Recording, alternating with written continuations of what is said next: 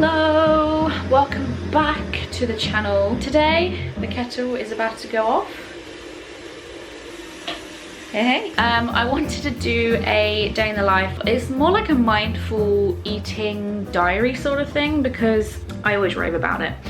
And I speak about how like important I think it is to eat like intuitively and just to be more conscious in general when it comes to like what your body wants and needs, and being just more in touch with the signals your body kind of puts out to you every day. And I know how easy it is to like dismiss it or like not really hear it or like think about it, especially if you work in an office or you have a job where you kind of have to eat in a certain amount of hours and you have to eat at a certain time of the day, and also really quickly because like you get 10 minutes or whatever. It's annoying how the way like society is doesn't really mesh very well with this sort of way of eating. And I say this sort of way of eating, it's literally just the way we should be eating. Like, it's nothing that I've invented, it's nothing that's crazy and out of this world. It's like what we are supposed to be doing. So that's why it annoys me that we have set times to eat food and eat dinners and lunch and breakfast and stuff, because I actually think that is in itself sometimes where all the problems lie, because you're either forcing yourself to eat because you feel like you should, or sometimes you'll be tempted to skip meals altogether because you feel like that's a better thing if you're on a diet. But honestly, like, something that I picked up last year was just how easy and effective mindful eating is. And I did a little challenge on my YouTube channel. I'll leave a link to the video somewhere, where I basically tried it for a week quite intensely. Like, I didn't watch any TV, anything to distract me at all whilst I was eating food. I had a sip of water in between each mouthful, and I put the fork down after eating one mouthful. Like, I did it really intensely for a week, and although I don't do that same stuff now, I think that itself taught me what intuitive eating is, because I had nothing else to like stop me from thinking about the food and enjoying the food like on a really intense level.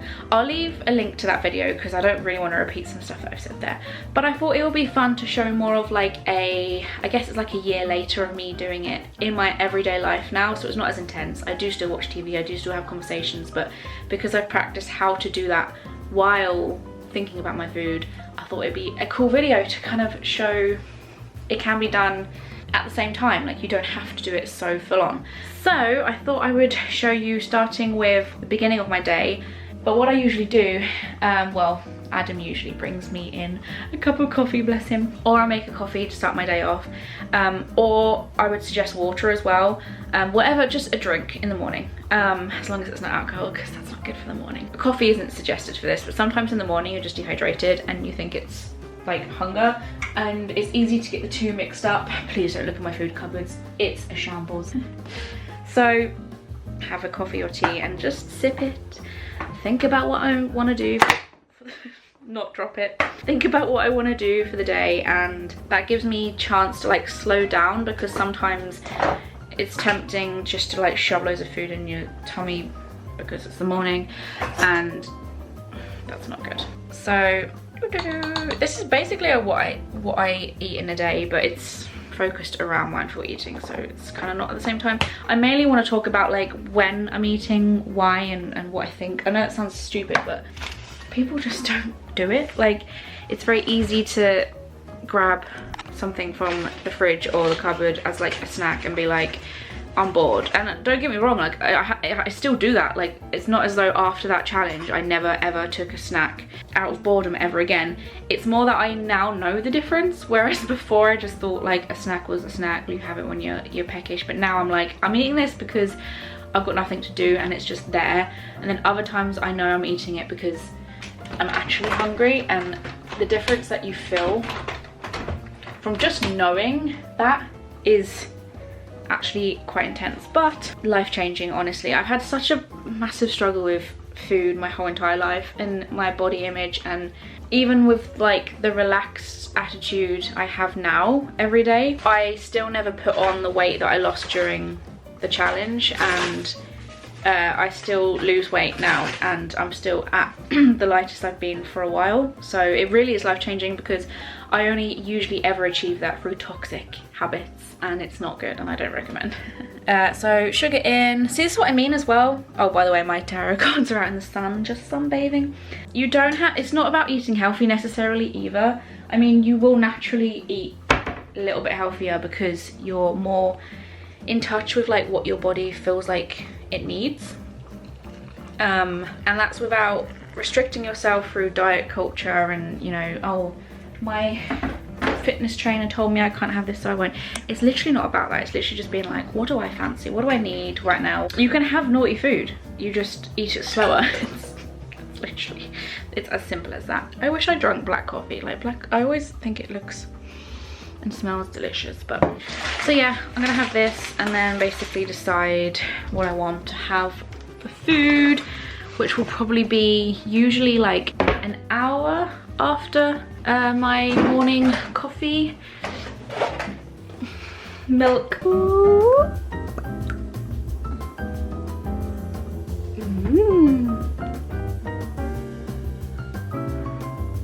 Cheers.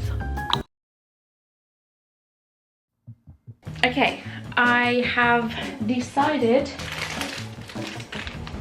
Oh, I love how I start recording and then the washing machine's like.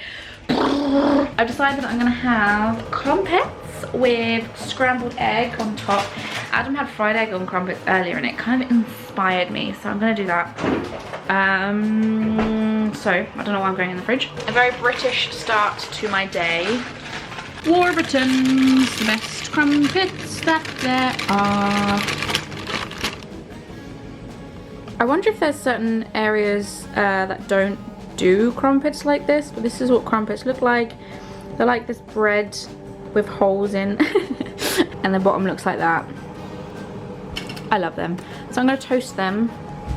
Whoop. Then I'm gonna put some egg in here and then I'm gonna slightly fry them. I don't usually do that.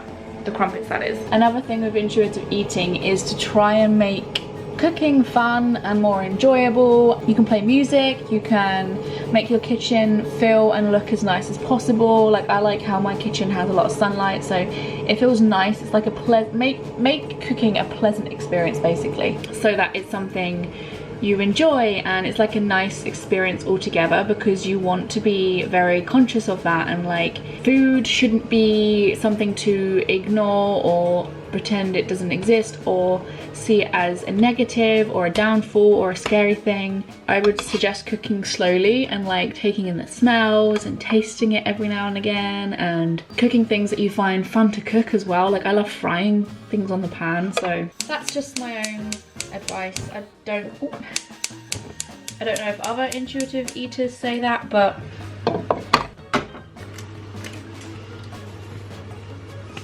I know it's a bit weird to cook this on like a wok kind of thing, but. And then pop these on.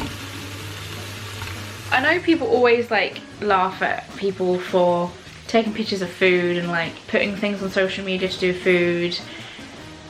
I think with intuitive eating, I would actually encourage a food diary, because it gets you excited about cooking and it also like slows down the process and makes you see it as like an art form. I know I'm only making eggs on friggin' crumpets, but to take the time to like stop and take a picture and like realize that the food looks really nice stops you from like rush cooking it and shoving it in your gob. And then I just add a little bit of salted butter on top while it's still warm.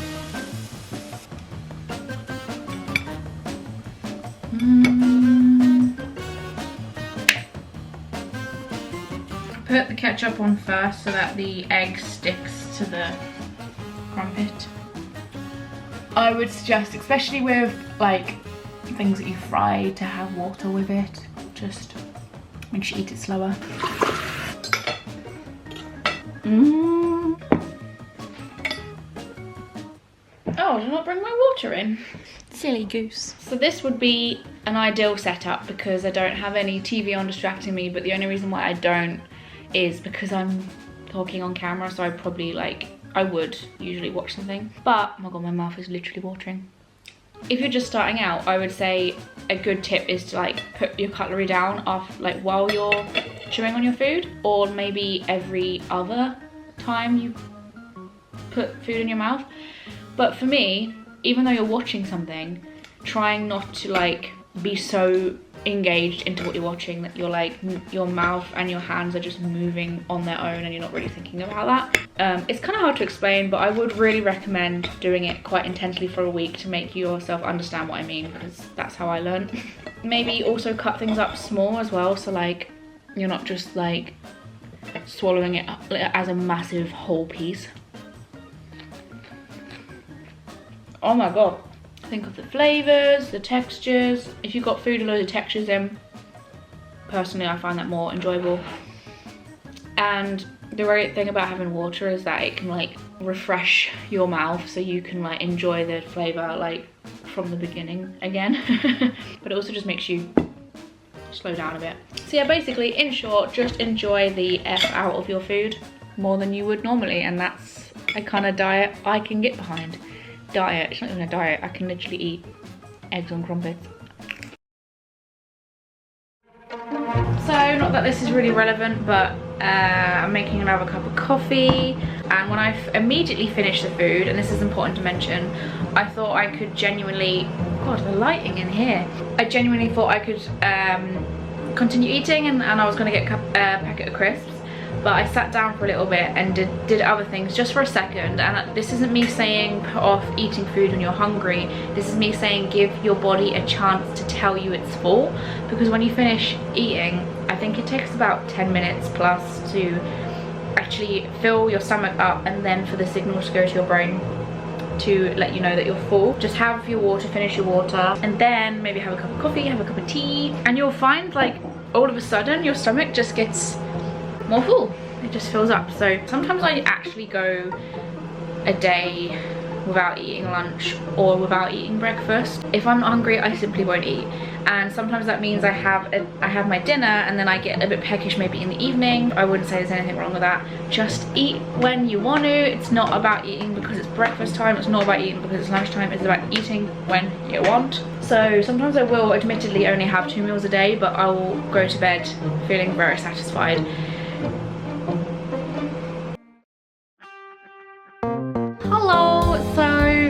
Looking a bit dead as I don't have any makeup on, but it is a little bit later than normal to start cooking dinner. In this household we have no rules, we eat when we want to eat, and today's meal choice is egg fried rice. That's Adam's specialty, as in he introduced me to it. He likes cooking it and he's good at cooking it, so I'm not complaining. Oh no. So this bag of rice, I've already split the top bit, so all the rice is probably going to fall out of there. Nice. Better to have too much than too little, because then we can just save it. Whee! I'm sure we've shown egg fried rice on this channel plenty of times. Yeah. So to the little Valentine. Did I show the Valentine's lights we had up? This rich kid entitled to this extraordinary Little love hearts. Oh, I haven't got the lava lamp on. Anyway, to spice up intuitive eating / what I ate in a day video, Adam's making cherry cookies. So I'm just going to make the method that you would use to make chocolate cookies. But instead of chocolate chips, I'm going to use some cherries. Glacé cherry cookies. It's so good. They're beautiful. It looks like he's got sugar, vanilla, egg, stalk, which is butter, more caster sugar, baking powder, plain flour, glacé cherries. So 150 grams of caster sugar. He didn't end up needing the other sugar, so sauce that I mentioned that. It always shocks me like how much sugar is in a fucking cookie. Well, not one cookie, but cookies in general. Butter's going in. How much butter? 150 grams. 150 grams. Oh, Whisk this together. I love making this bit. There we go. Egg. Ooh. Vanilla extract. And a drop of vanilla extract. Half a teaspoon of baking powder. Yes. I haven't seen your hair. Yeah, we've been bleaching Adam's fringe, but obviously I haven't quite finished yet. Oh. Just do a little spin. Can I nick one? Yeah, try one.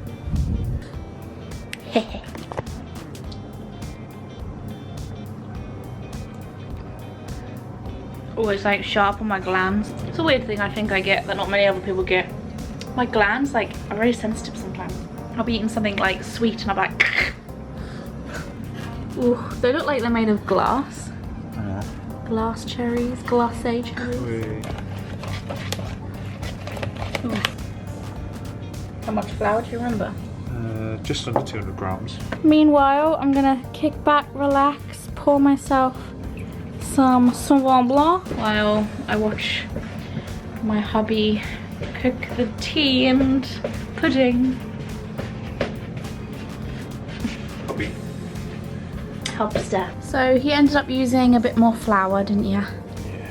Would you say like double the amount you thought you would need? Almost, yeah. So cookies are in the oven and he's whizzing into the egg fried rice now. Back into here so we can rinse it again. Yes. Into the wok. Heat the rice up with oil for a little bit. Make it a little bit like crispier. So adding eggs. I'll put 3 in. You can probably add whatever you want at this point, like herbs, pepper, maybe. I just never think about other things because I'm fussy.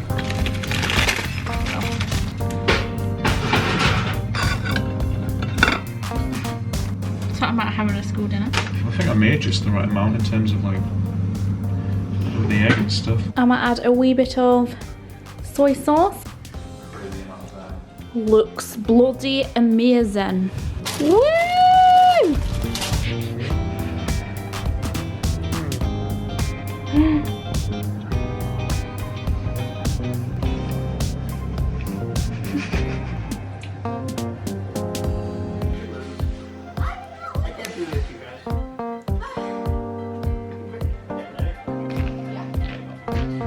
Oh my god, Adam, this is the best egg fried rice you've done. Just realised I forgot some water, so I'm gonna get some water to help cleanse my palate and enjoy it more.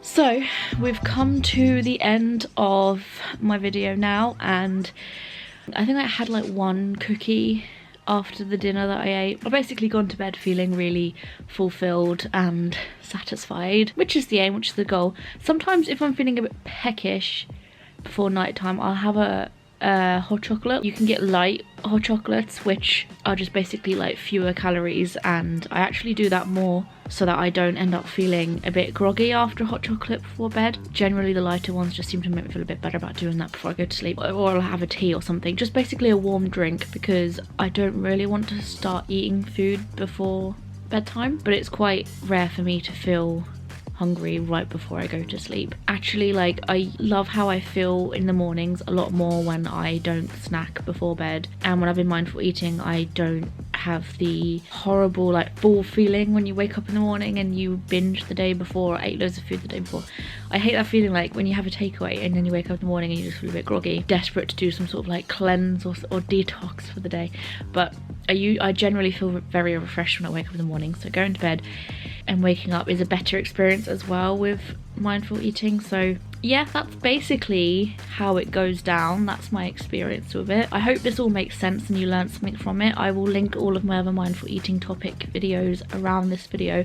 If you want me to cover anything, let me know. Just ask me questions, tell me what videos to film relating to this, if this is helpful and you want to see more, anything, because I really want to carry on talking about this topic because I believe it's really important. And that's it. So I'm going to sleep now. Thank you very much for watching this video. Be sure to subscribe to be notified every time I make a brand new video like this, so I know that these mindful eating videos are good enough to continue. I am on social media such as Twitter, Facebook and Instagram. I have a tarot reading Facebook page. If you want to book a tarot reading with me, then be sure to send me a message on there, or if you don't have Facebook, you can message me on Instagram or something. Loads of love from my house to yours. See you soon guys for my next video. Bye.